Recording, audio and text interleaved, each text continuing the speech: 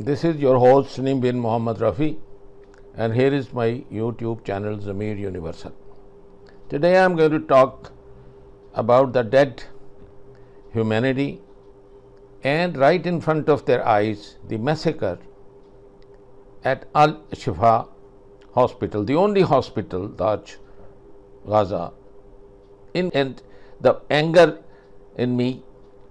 And you see, this is universal now, and I'll show you the demonstrations all across the world.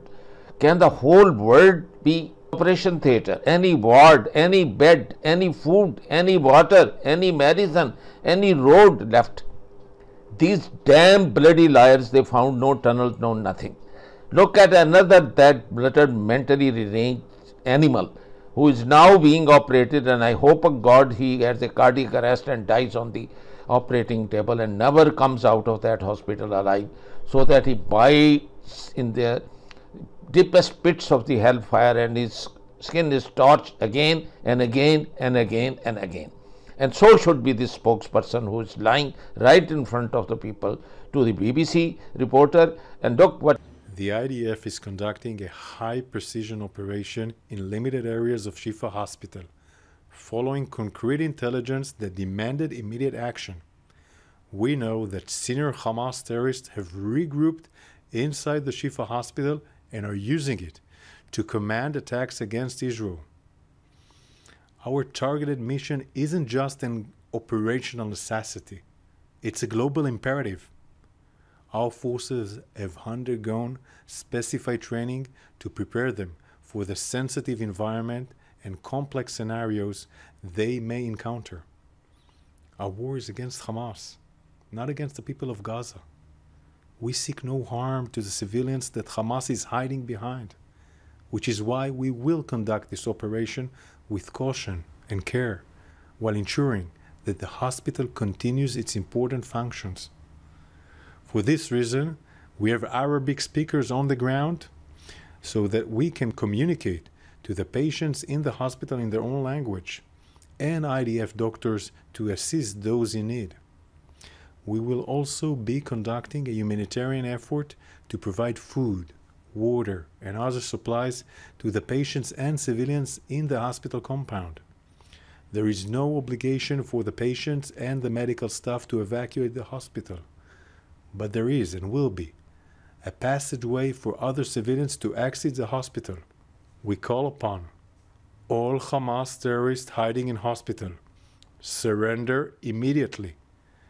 he is telling that this will be a role model, this will be a chapter in the history of those library books which will be taught in Hamas.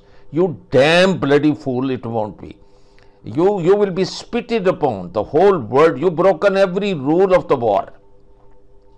Look at the tied legs of the women and children. Are they terrorists? Look at that only skeleton of the boy who is on the hospital bed telling you that no food left. Look at the amputees, both legs up. None of them is wearing a Hamas or arms or uniform. You killed innocent women, children, patients, injured, helpless people who were taking refuge in there. The two places where by international law you seek refuge. One is God's home, which is the place of worship. Let that be a church, synagogue, or a mosque. Damn you! You destroyed that first, so that it's nothing for anybody, any living person to return back to those ruins. Your dead bodies, your graves will also be pulled out of the same debris, and that's where you will die dog's death, and the people will walk over and spit over you. This is what is going to happen to you. You watch it, you bloody man. And the cruelest thing, you have shown your bloody dirty ass and face to the whole world. This is why the whole world is spitting on you. Now you understand why you have killed yourself. This is your own death. Your death warrants have been issued by yourself, by your own person. You made a big mountain out of a mole. You suppress a population for 75 long years and cage them as animals by putting barriers, and you stop their food, electricity, and you just use them as labor. And then you expect that they love you?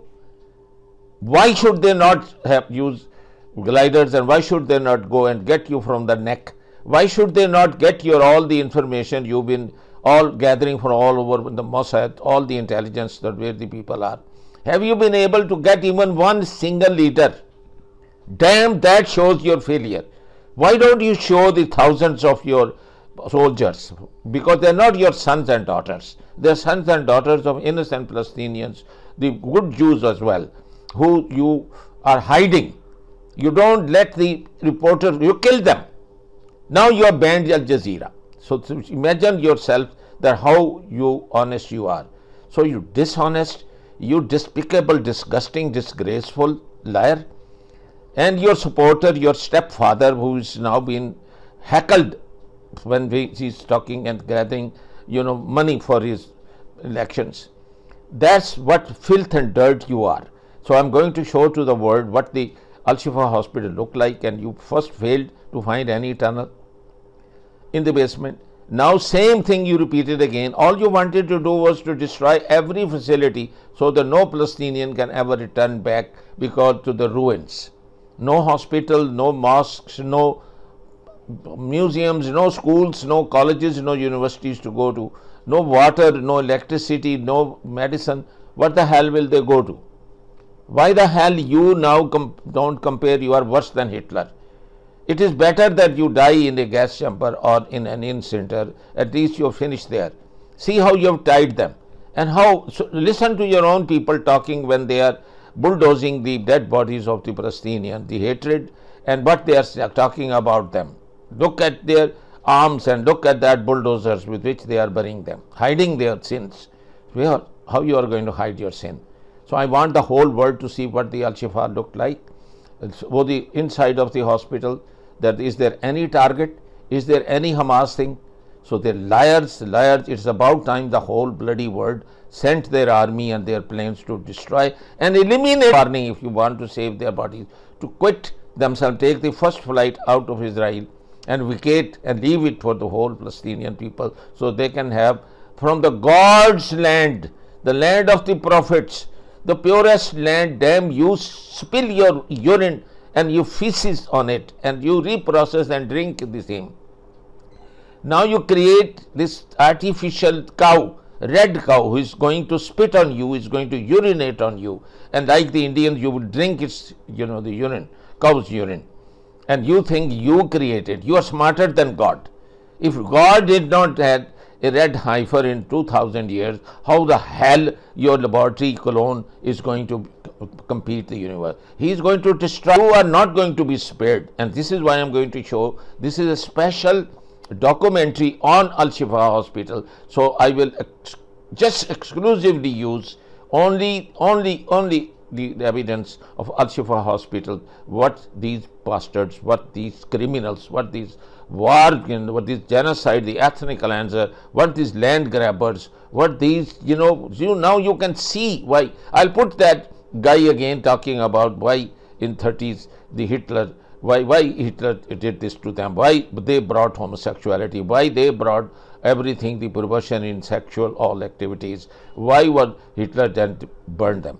Then you will realize that they have repeated that again in the 75 years, even multiplied with millions of times. This is where they have reached to the extent of cruelty. George Galloway is right. Send the international forces in. The French president is right to bring the Security Council resolution to send army and their air force to go and hit every air base, every home, every city, every harbor, and get the menace out forever. Then and then only the world is going to have peace. Otherwise your food is going to be stopped, your oil is going to be stopped. You can see what Houthis are doing to you in Red Sea, in Mediterranean Sea. Now you can see what they are going to do to the other oceans. Who is responsible? Just these rascals, just these war criminals and their stepfather, the United States of America. Now, what did the Jews do? When you ask what have the Germans done to the Jews, you must always ask what have done the Jews to the Germans. Since 1850, when the Jews got all the political rights in Germany, in the German Reich, they have done three things which are really dramatic. Number one, they were a small minority of 2% of the population. At the time when Hitler came to power, 500,000 within 60 million German people. 500,000 among 60 million.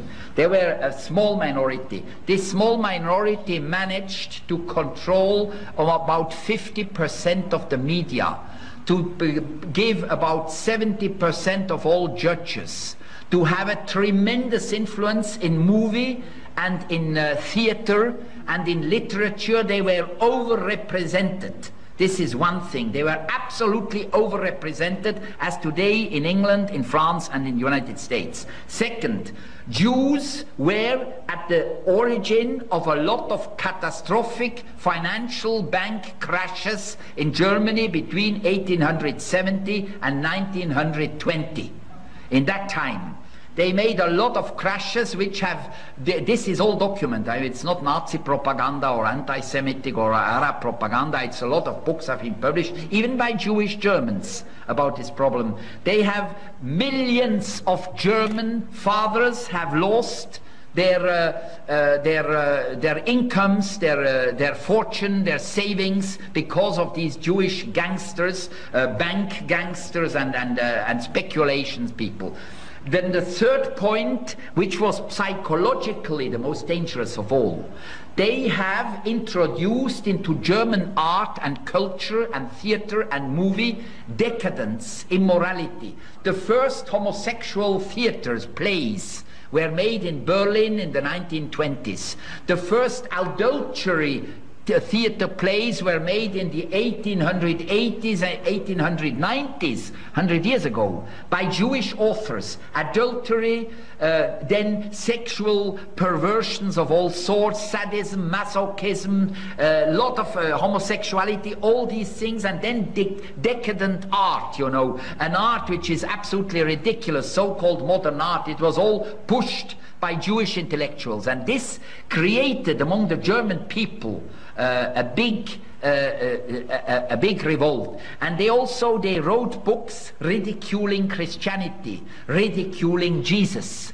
I mean, it was something like Salman Rushdie with the Muslims, and they were furious. I think you will see that with this, 2024 will be the year where you see the America broken into pieces, and that will be the end of that superpower or the American empire. And with that, you will take their stepchild in the grave. In the same grave, the American president and the Israelis will be buried there.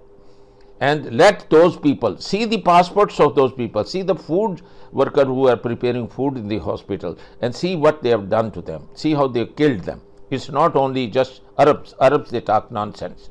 They indiscriminately kill just humans. This was Al-Shifa hospital around a week ago. Israeli tanks in the courtyard. These are the ruins they left behind. Israeli forces today pulling out after a massive and deadly raid. Palestinians wandered amongst the debris of what used to be Gaza's biggest hospital, searching for dead bodies. Officials here claim 400 people were killed. Israel claims to have killed more than 200 militants. Medics here had been struggling to care for a population ravaged by war and hunger. Patients describe a horrific ordeal during Israel's 2-week-long assault on the compound. They let in a very small amount of food that was not enough. We were 150 patients and 50 members of medical staff. Journalists working with us filmed brother and sister Rafiq and Rafif in Al-Shifa last month.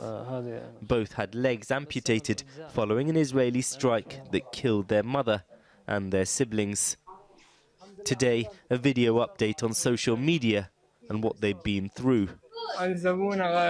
They tortured us there, left us for 5 days without food or drink. We really suffered and we were living in torture. There was no medical treatment for our wounds and no food. The neglect towards us was awful, especially the absence of doctors. We suffered greatly. Amongst the grim discoveries made this morning, dead bodies strewn across the ground.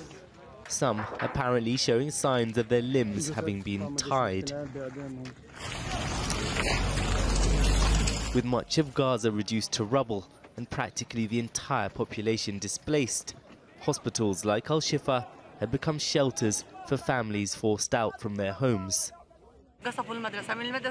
Facing snipers, Israeli soldiers and tanks, we evacuated, hoping to come back and find our belongings. I've nothing left. My house was bombed and everything has gone. I have nothing left. I sought shelter at schools, but they told me there was no space for me. Where do I go? This isn't the first time the Israeli army has targeted Al-Shifa. Last year, it alleged it was serving as a Hamas command and control center. It took it over, then withdrew, without having shown evidence of that. 2 weeks ago, soldiers moved in again, announcing they had seized weapons and killed senior operatives. Despite international criticism, Israeli officials insist the operation was a success and that they protected patients. Foreign journalists aren't allowed into Gaza to investigate on the ground ourselves. Over the past week, our forces operated there outstandingly. Shifa has become a central terrorist headquarters for Hamas. Our forces' surprise action was carried out with precision. They killed more than 200 terrorists, among them senior commanders. Israeli Prime Minister Benjamin Netanyahu, who's recovering from a hernia operation, is under increasing political pressure. Last night, thousands of Israelis took to the streets, calling for him to step down and for the government to reach a deal securing the release of the more than 100 hostages still held in Gaza. But even amongst the demonstrators, support for the Israeli military remains high. We have to be realistic that the Israeli public is not clamoring for peace and negotiations and concessions and a two-state solution. The problem that Israelis are expressing is that they doubt the government has sufficiently clear war aims. They are very aware that the government won't discuss next day plans, and they are concerned about global isolation. But all of these disparate pieces don't exactly add up to a call to end the war. In Gaza, Israel's war continues. Brought into Gaza by ship from Cyprus to help avert a looming famine. The aid workers were driving in a clearly marked convoy branded with the charity's logo. World Central Kitchen said the attack occurred even though the charity had coordinated in advance about the convoy with the Israeli military. The killed aid workers include 3 British nationals, an Australian, a Polish national, and an American-Canadian dual citizen. Australian Prime Minister Anthony Albanese condemned the attack. We certainly have already contacted the Israeli government directly.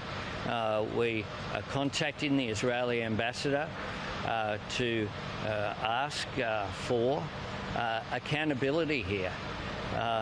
The truth is that this is beyond any reasonable circumstances. Someone going about providing aid and humanitarian assistance should lose their life. And there were 4 aid workers as well as a Palestinian driver in this vehicle. This is a human tragedy that should never have occurred. That is completely unacceptable. Earlier today, Israeli Prime Minister Benjamin Netanyahu appeared to acknowledge Israel carried out the attack, saying, quote, "Unfortunately, over the last day, there was a tragic incident of an unintended strike of our forces on innocent people in the Gaza Strip," unquote. The United Nations aid coordinator for the occupied Palestinian territory, Jamie McGoldrick, said, quote, "This is not an isolated incident. As of March 20th, at least 196 humanitarians had been killed in the occupied Palestinian territory since October 2023. This is nearly 3 times the death toll recorded in any single conflict in a year, they said. We begin today's show in Rafah, Gaza, where we're joined by the Gaza-based journalist Akram al-Satari. Akram, thanks so much for joining us again. What do you understand took place? Talk about Chef Jose Andres' charity workers who were killed and their driver, what they were doing. They were helping people. They were trying to secure the food aid for the people in Gaza, whom they were in touch with, whom they were eating with, whom they were in solidarity with, whom they were thinking they deserve to be treated as humans, and they deserve to be safe, and they deserve to be secured. However, they themselves, the ones who were there extending the helping hand, ended up being killed by an Israeli attack, the circumstances of which are not clear yet, neither to the government of Israel that apparently ordered the attack, no matter what the circumstances are, nor to the Palestinians who have been seeing at least foreigners there with them extending a helping hand and trying to secure a lifeline while their lives were taken by that Israeli attack. And Akram, how does this happen when reportedly World Central Kitchen was coordinating its efforts and was informing the Israelis of where its aid workers were?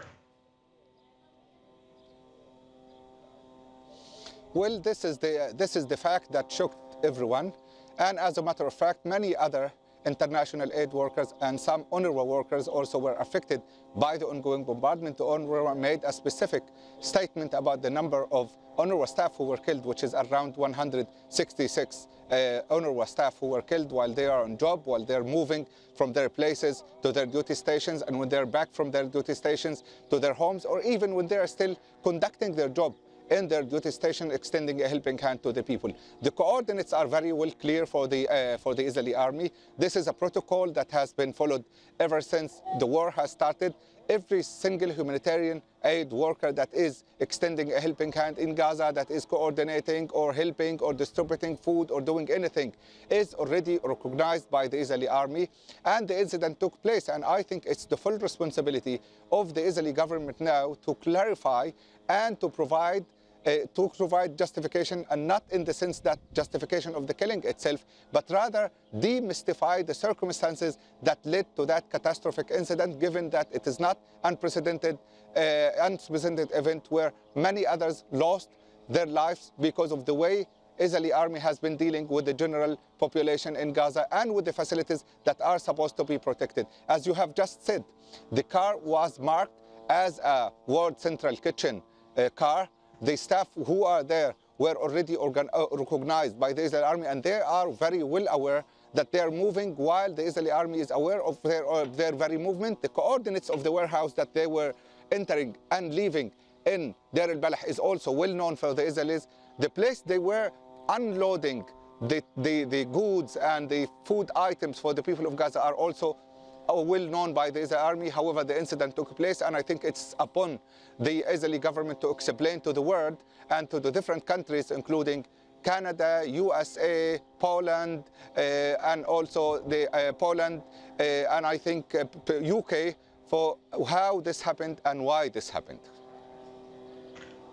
And has there been any improvement in the last week or two of the of supplies coming into Gaza, to especially food and medical supplies? Well, the food and medical supplies are still like very scarce in the Gaza Strip. The different UN figures have been voicing their concern over the fact that Israel is limiting all the supplies that are entering Gaza. Even more, Israel is being selective about what enters Gaza and what doesn't enter Gaza. The Palestinian health system at large sustained a very big blow, a very big strike when the Shifa hospital was totally destroyed. It lost 800 beds, it lost 100 dialysis machines, and it also lost 1/3 of the therapeutic services throughout the Gaza Strip. So the situation is dire, and it continues to get even worse. And Israel is not willing or is not able to allow more food supplies and medical supplies into the Gaza Strip. Not far away from us is Abu Yusuf al-Najjar Hospital in Rafah. The hospital is suffering because of the fact that I'm Azzuddin Lulu, senior medical student. I have been volunteering at the Shifa Hospital since October 2023. I want to speak on behalf of all the medical students in Gaza, Islamic and Al-Azhar University. Literally, we have no future. They have completely destroyed it. This is a Shifa hospital. It was one of the biggest hospitals in Palestine. Here we did our internships and our theoretical classes. We have destroyed our dreams and our source of knowledge. First, they destroyed our homes, then our business, which were our source of income, and then all the hospitals and all the universities in Gaza. طب واللي عمل خالك شوف لي يا وين يا خالتي أمانة تعال نفسي أشوفه أبو سيدك شوف لي يا خالتي وين أخوك مش مبين كمان وين ندور عليهم وين يا ربي بس كان هنا يا خالتي وين هنا ولا وين هنا والله أبو سيدك يا خالتي شوف لي يا وين اشوفه بس بعياط انا حاج الله يرحمه اديله بالرحمه بدي اشوفه بدي الملم عظامه واخذها معايا بديش اخليه هنا بدي اشوفه اديله بالرحمه الله يرحمه بس ياخذه بدي الملم عظامه واخذها عندي يمه وين يا خالتي الاقي ابو سيدك بدي اشوفه وين يا رب ساعدوني يا الله ساعدوني بالرحمه هاي ابنك شهيد شهيد يا رب الحمد لله يا رب ان شاء الله النصر قريب وهذا احتلال لا زوال ما العدو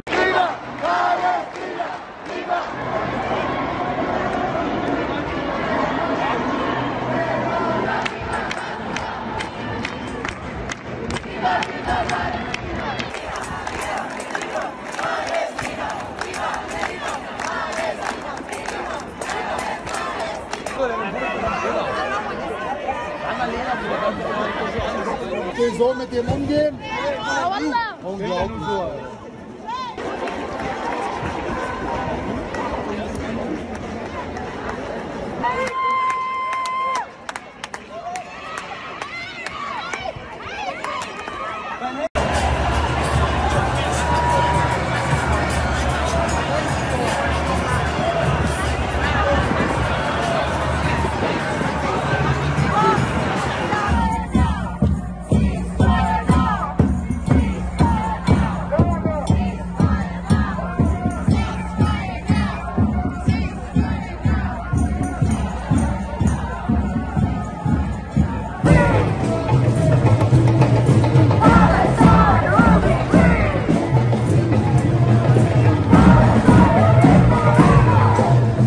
universal television को subscribe करना ना भूलें। उसके बाद bell button पे click करें और अपने कमेंट्स के सेक्शन में अपने कीमती जो ख्यालात का इजहार ज़रूर